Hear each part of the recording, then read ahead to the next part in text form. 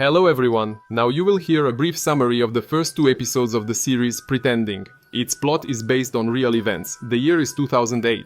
Springfield. After Hurricane Katrina, Dee Dee Blanchard and her 14-year-old daughter Gypsy were left homeless. A charity organization gifted the family a new house, which they have just moved into. A girl with a shaved head sits in a wheelchair wearing huge glasses. Her mother controls her every word. The girl calls the woman her best friend. Dee Dee once again shaved her daughter's head, then moved her from the sink to the wheelchair. Gypsy inserts a tube into her stomach to have a snack. Dee Dee feeds the girl liquid food mixed with medicine exclusively through a tube. Gypsy has to sleep with an oxygen mask. The family's home pharmacy consists of dozens, if not hundreds, of medications. Dee Dee takes one medicine or another depending on her mood. Next door to the Blanchards lives a girl named Lacey. She couldn't convince her mother to go say hello to the new neighbors, so she went alone. Dressed all in pink, Gypsy watches cartoons and draws a prince. She immediately took an interest in the girl as she never had friends before. Lacey works as a volunteer at the local hospital. Sometimes they do makeovers for patients. Why not do Gypsy's makeup too? The girl happily agrees. Gypsy reacts excitedly to the fact that Lacey has a boyfriend. She used to wear makeup too, for cosplay. She loves dressing up as Disney princesses. From around the corner, Dee Dee watches the process intently. Gypsy was thrilled with her makeup. But then her mom immediately wet a cloth and demanded she wipe that stuff off her face. She's too young for that plaster. Tears welled up in Gypsy's eyes. She wants to be like everyone else, but her mother won't let her. The next day, Dee Dee and her daughter went to say hello to Lacey and her boyfriend. Lacey's mom is named Mel, and the other neighbor is Shelly. Dee Dee explains that her daughter had her salivary glands removed. She has epilepsy, paraplegia, and heart murmurs. Lacey offers the new neighbor a Coke, but Dee Dee immediately screams that she's allergic to sugar. At home, the woman tells the child about the horrors of anaphylactic shock that will happen if she takes even a sip of soda. Dee Dee brought her daughter to the mall to buy her another pink thing. Gypsy asked to buy her a pendant, but how to buy it? Steal it while no one is looking. Gypsy urges her on, and Amel witnesses the crime. Dee Dee got worried that the neighbor might now report her to the police and wants to talk about it. But Shelly was visiting her. By the way, the neighbors built a house for the disabled girl and her mom. They and other volunteers from the area. Mel hints that she really didn't like what she saw today. Gypsy doesn't have her own computer. She's only allowed to use her mom's laptop. She immediately types the words boyfriend and kiss into the search engine. Gypsy suggests to her mom to make a pizza. It will be a very tasty pizza, drenched in milk and blended. The thick mixture is injected syringe by syringe through a tube directly into the child's stomach.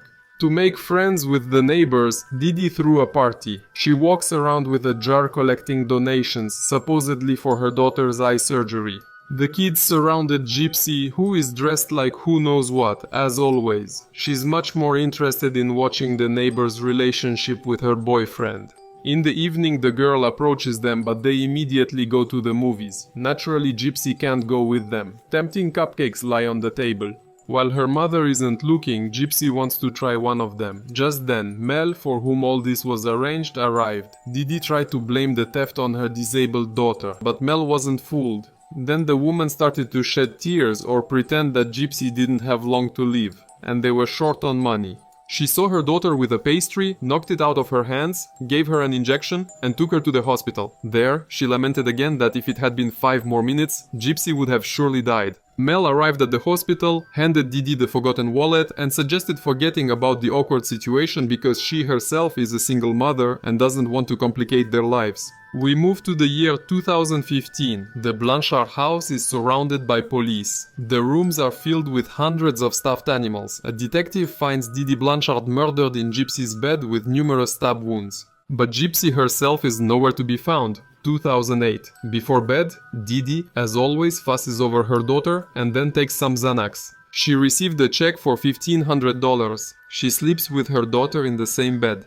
At 11 at night, Gypsy takes off her mask, easily stands up and goes to the fridge. The girl wanted to take a risk and see if she really was allergic to sugar, and the whipped cream from the can didn't harm her at all. The thing is, she heard in the hospital that her mother was giving her medicine that already had a lot of sugar, so she could eat sweets without any problem. Also, her body was getting numb from constantly sitting. Her mother caught Gypsy on her feet and immediately demanded that she lie down and put on the mask. Gypsy falls asleep with tears in her eyes. 2015. The gathered neighbors try to recall the huge list of Gypsy's ailments. How could she have run away in such a condition? 2009. The girl drinks Coca-Cola straight from the bottle, eats ice cream by the bucket, and candy by the handful. Meanwhile, she constantly watches makeup tutorials. Dee Dee received a letter that made her very happy. Gypsy became the child of the year in Springfield. No wonder her mother wrote so many touching things about her. A large number of people will gather to see her daughter. Due to sweets, Gypsy soon learned what cavities and toothaches are. Dee Dee is sure that her daughter has high stomach acidity, which is why her teeth went bad.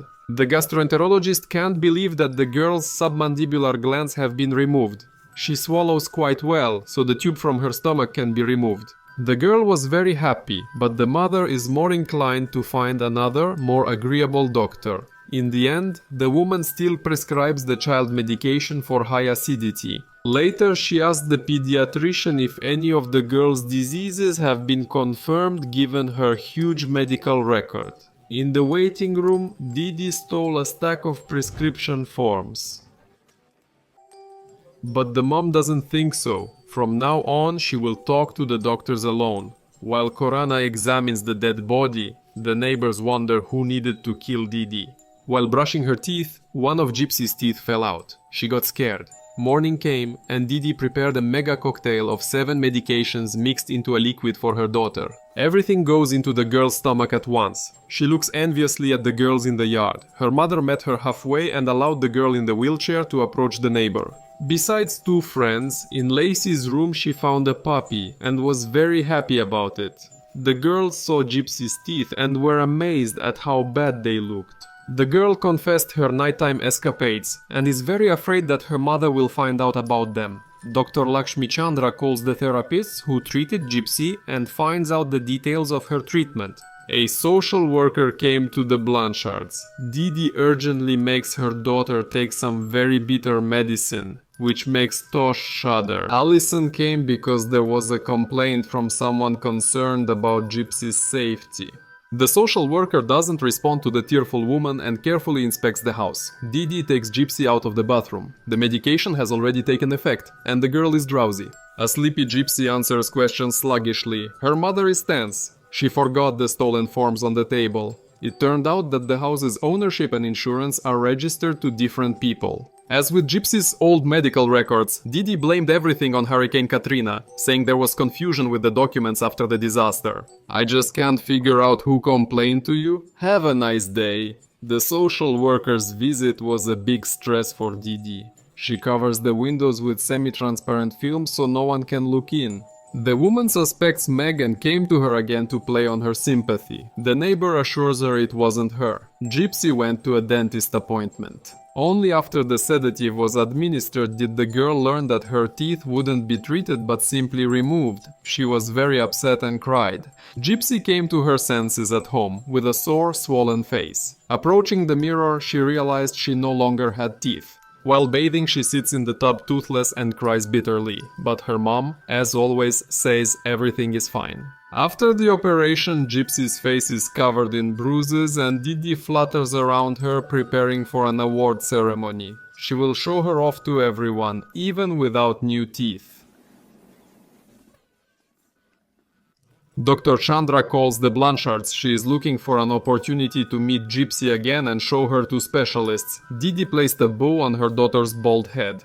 What a beauty, but it would definitely be better with teeth. Just before going on stage, Gypsy received a gift from her mom, a set of dentures. But why did she torment her for so long and only give her the teeth now? Under the spotlight, Gypsy was wheeled onto the stage to receive the Child of 2009 award. Along with it comes a generous gift of $5,000. Taking the microphone in her hands, Gypsy began to sing a love song in a squeaky voice. Her mother started to sing along. The Blanchards arrived for an appointment with Dr. Chandra. Gypsy was left alone with the woman. The specialist tells the girl that she is not allergic to sugar and right now offers her a Coca-Cola. It is possible that further investigation will reveal that other diagnoses are also invalid. Dr. Chandro replaced the umbrella. The year is 2015. Lacey confesses to her mother and later tells the police that Gypsy has a secret Facebook account.